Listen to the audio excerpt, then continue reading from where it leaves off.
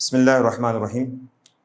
Students, आज हम class 11 physics national book foundation के चैप्टर नंबर 2 वेक्टर्स का एक बहुत इंपॉर्टेंट टॉपिक है, प्रोडक्ट ऑफ वेक्टर्स। इसके बारे में आज हम पढ़ेंगे, जानेंगे, समझेंगे। बड़ी तवज्जो के साथ इसको समझिएगा, सुनिएगा और कोशिश करें आपने नोट्स भी बनाएं साथ साथ। तो कोशिश करूँगा इसको सिंपल अंदाज से एक्सप्लेन करने की। तो चले स्टार्ट करते हैं अपने आज के टॉपिक को, प्रोडक्ट ऑफ वेक्टर्स। देखें, वेक्टर्स को आपस में मल्टीप्लाई करें तो उनका प्रोडक्ट स्केलर भी आता है और उनका प्रोडक्ट वेक्टर्स भी आ सकता है। दो वेक्टर्स हों और उन दोनों वेक्टर्स को आपस में मल्टीप्लाई करें, उनका प्रोडक्ट लें तो उनका प्रोडक्ट स्केलर भी आता है और उनका प्रोडक्ट वेक्टर भी आता है। ठीक है जी। तो देखें, when two vectors are multiplied the result is scalar or vector। Types of product कितने? हमारे पास टू टाइप्स ऑफ प्रोडक्ट हैं। नंबर वन स्केलर और dot product, number two vector और क्रॉस प्रोडक्ट।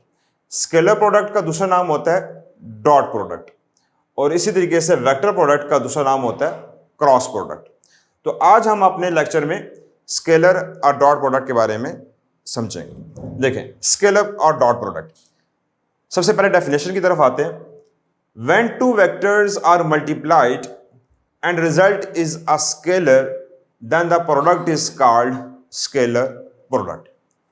आपके पास दो वेक्टर है, आप उन दोनों वेक्टर्स को मल्टीप्लाई करते हैं और मल्टीप्लाई करने के बाद जो आंसर आता है वो स्केलर क्वांटिटी आती है, तो ऐसे प्रोडक्ट को कहते होते हैं स्केलर प्रोडक्ट, या दूसरा नाम उसका होता है डॉट प्रोडक्ट। दो वेक्टर्स हो और उन दोनों वेक्टर्स का प्रोडक्ट ले और उनका प्रोडक्ट कोई स्केलर क्वांटिटी आए, तो ऐसे प्रोडक्ट ऑफ वेक्टर्स को हम कहते होते हैं स्केलर प्रोडक्ट या dot product. Representation, scalar product को हम रिप्रेजेंट करते हैं डॉट के साथ, दो वेक्टर्स और उनके बीच में डॉट, तो इसीलिए इसका दूसरा नाम होता है डॉट प्रोडक्ट। फार्मूला हमारे पास क्या होता है? फार्मूला इसका होता है A dot B is equal to A B cos of theta. ठीक है, ये हमारे पास इसका जो है वो स्केलर और डॉट प्रोडक्ट का जो हमारे पास फार्मूला है, मैथमेटिकल फॉर्म है, वो ये है कि A dot B is equal to A B cos of theta. ठीक है, फिगर ये हमारे पास लेट्स सपोज दो वेक्टर्स हैं, एक वेक्टर ये है ए वेक्टर और एक बी वेक्टर्स। देखें, लेट्स सपोज हमारे पास कोई बॉडी है, इसके ऊपर हम फोर्स अप्लाई करते हैं, फोर्स एफ, और वो बॉडी इस फोर्स की डायरेक्शन में कोई डिस्प्लेसमेंट करती है। तो इसमें देखें, force into displacement, force apply की और फोर्स अप्लाई करने से उस बॉडी ने कुछ डिस्टेंस कवर किया in the direction of force, तो हमारे पास क्या बन गया? वर्क, और work is a scalar, but force and displacement is a vector. दो वेक्टर का प्रोडक्ट लिया और उन दोनों वेक्टर्स का जो प्रोडक्ट है वो हमारे पास स्केलर क्वांटिटी आ रही है। तो एक तो ये केस है कि हमारे पास फोर्स और डिस्प्लेसमेंट में एंगल 0 डिग्री है, लेकिन बाज़ औक़ात इस तरह का केस आएगा कि डिस्प्लेसमेंट और फोर्स के बीच में कोई एंगल थीटा आया हुआ है। तो अब इसमें हम क्या करेंगे, इसको किस तरीके से हम सॉल्व करेंगे? तो देखें, इसको सॉल्व करने का तरीका ये होता है कि आपके पास जो ये वेक्टर बी है, इसको इसके कंपोनेंट में सॉल्व कर ले। तो वेक्टर बी का कंपोनेंट हम किस तरीके से लेंगे? एक इसका ये कंपोनेंट आ गया जिसको हम बी वाई से नोट कर लेते हैं, और एक इस बी वेक्टर्स का कंपोनेंट ये आ गया, इसको हम यहां पे लिख लेते हैं बी एक्स कंपोनेंट। तो ए डॉट बी का मतलब क्या होता है? ए डॉट बी का मतलब है magnitude of vector A into projection of vector B parallel to A. Magnitude of vector A और वेक्टर B का वो वाला कंपोनेंट जो वेक्टर A के पैरेलल है। दोबारा समझिए, मैग्नीट्यूड ऑफ वेक्टर A और वेक्टर B का वो वाला कंपोनेंट जो A के पैरेलल है। तो अब वेक्टर B के दो कंपोनेंट हैं, एक bx और एक by। तो A के पैरेलल कौन सा कंपोनेंट है? bx। तो A डॉट B का यह मतलब होता है कि जिस तरह यहां पे मैंने लिखा A dot B magnitude of vector A और projection of vector B that is parallel to A। ठीक है, तो ये वो केस होगा कि जब आपके पास यहां पे, तो मैंने जैसे एग्जांपल दी, यहां पे सिंपल केस है, फोर्स और डिस्प्लेसमेंट ये एक ही डायरेक्शन पे है, एंगल 0 डिग्री है। लेकिन अगर फोर्स और डिस्प्लेसमेंट किसी एक खास एंगल पे हो और उनके बीच एंगल थीटा हो, तो उसका हम उसको किस तरीके से सॉल्व करेंगे? उसको हमने इस तरीके से सॉल्व करना है कि वेक्टर A की मैग्नीट्यूड और वेक्टर B का वो वाला कंपोनेंट जो A के पैरेलल है। अब कुछ एग्जांपल देखें, हमारे पास एग्जांपल है इसकी स्केलर और डॉट प्रोडक्ट की, एक तो वर्क और दूसरी पावर। देखें, work, force into displacement, force is a vector, displacement is also a vector, but दोनों का जो प्रोडक्ट है वो है वर्क और वर्क इज अ स्केलर।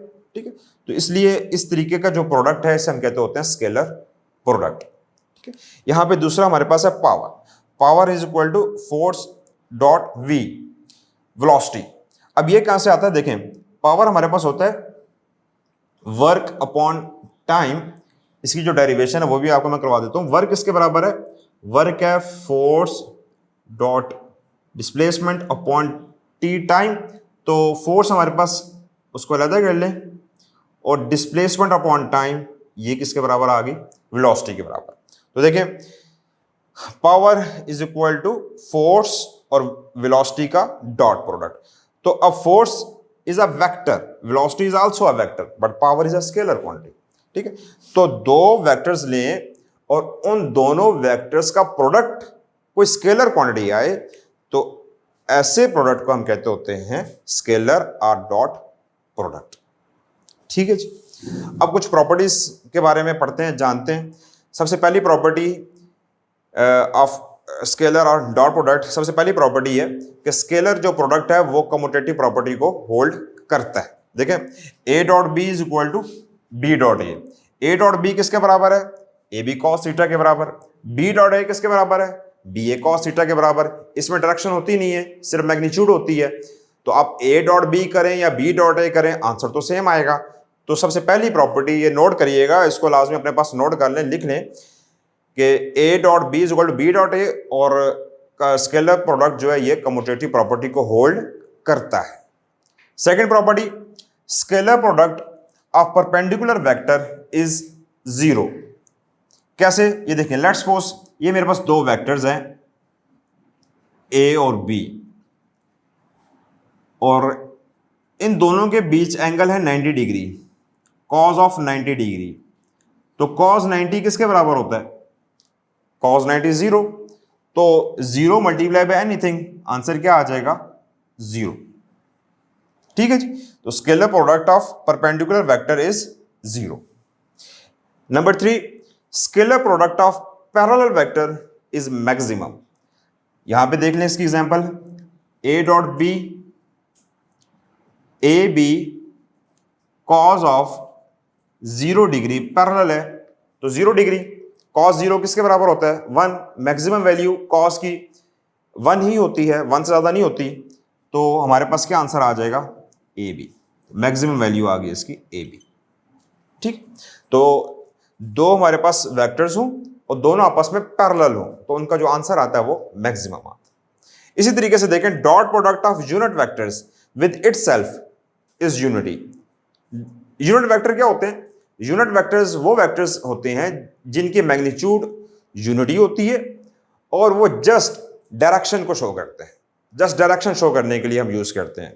جیسے مثال کے طور پر یہاں پہ دیکھیں ہمارے پاس یونٹ ویکٹر ہے, ایک تو آئی یونٹ ویکٹر ہوتا ہے, ایک جے یونٹ ویکٹر, اور تھرڈ ون از کے یونٹ ویکٹر.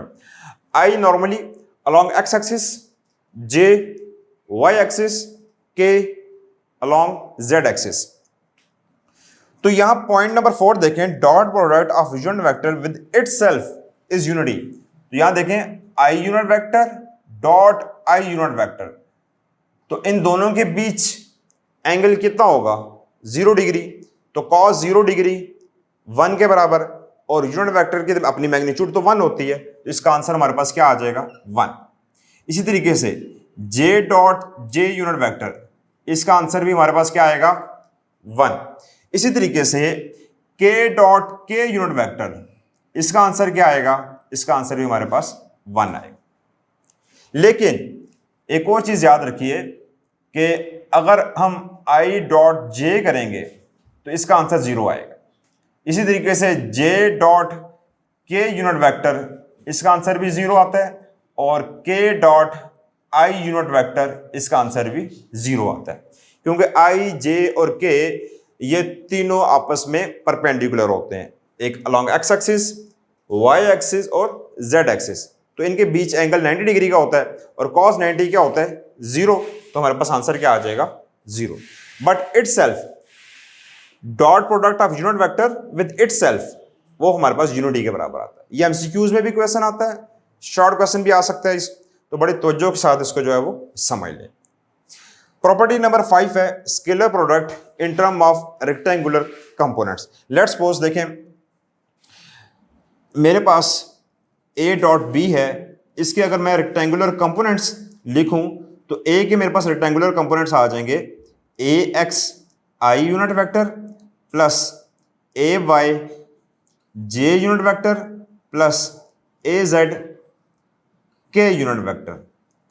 اس کا اگر ہم ڈاٹ پروڈکٹ لیں, بی کے ریکٹینگولر کمپوننٹس لکھوں گا تو وہ آ جائیں گے be x I unit vector plus be Y J unit vector plus be Z کے یونٹ ویکٹر.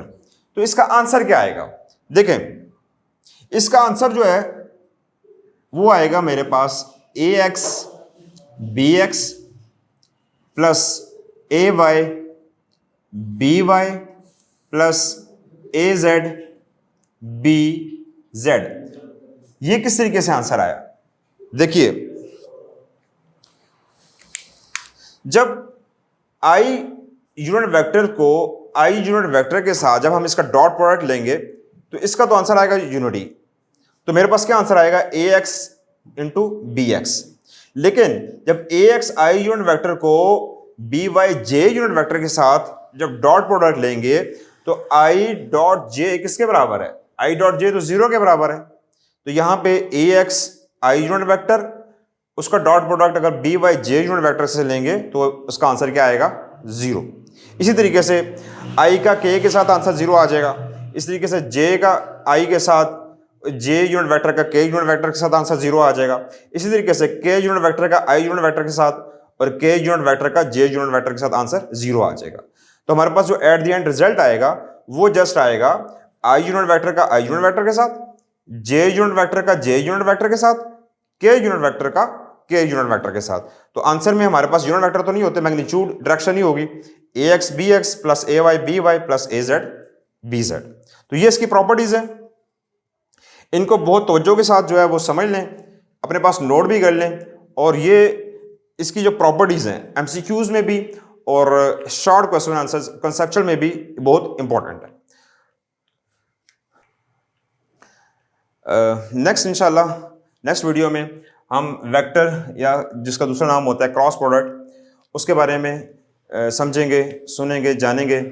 تو اسٹوڈنٹس اگر آپ کو ہمارے اس چینل کے ساتھ فائدہ ہو رہا ہے تو ہمارے اس چینل کو ضرور سبسکرائب کریں, اپنے دوسرے فرینڈس کے ساتھ کلاس میٹ کے ساتھ لازمی اس کو شیئر کریں, اور دوسروں کو بھی اس چینل کے بارے میں لازمی بتائیں, اور سبسکرائب لازمی کریں اس چینل کو. تب تک کے لیے اللہ حافظ.